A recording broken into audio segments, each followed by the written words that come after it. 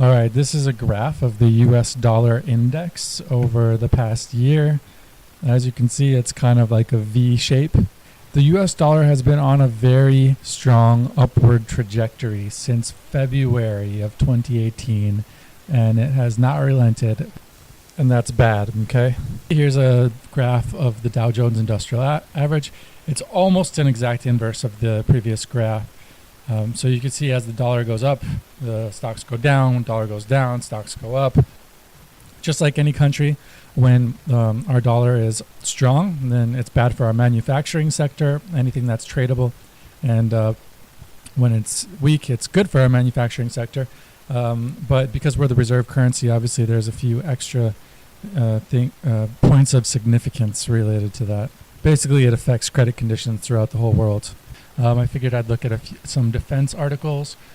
First thing, we've got the new Defense Secretary Shanahan.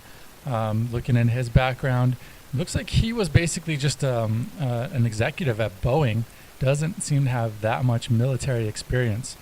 We've got an article here from Army Technology about the first use of robotics in order to, what did they do? They basically, in this military exercise, the robots led the attack, which to me really reinforces the idea that cybersecurity is defense at this point. And here's an article from Modern War Institute from a few days ago talking about basically training military personnel in cybersecurity tactics, and it compares that training to medical trauma training, where lower echelons address non-urgent injuries so experts can focus on extreme cases.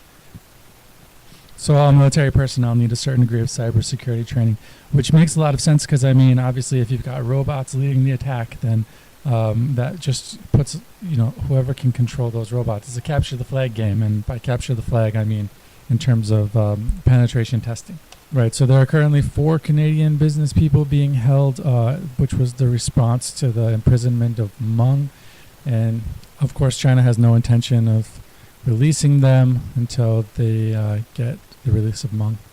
Which these articles are just connected from, in my mind, because if cybersecurity is so important, then obviously you're going to want your hardware being used instead of the hardware of your adversary. Last, I just wanted to point out that, at least according to Chinese propaganda sources, the war on corruption in China is still going really strong.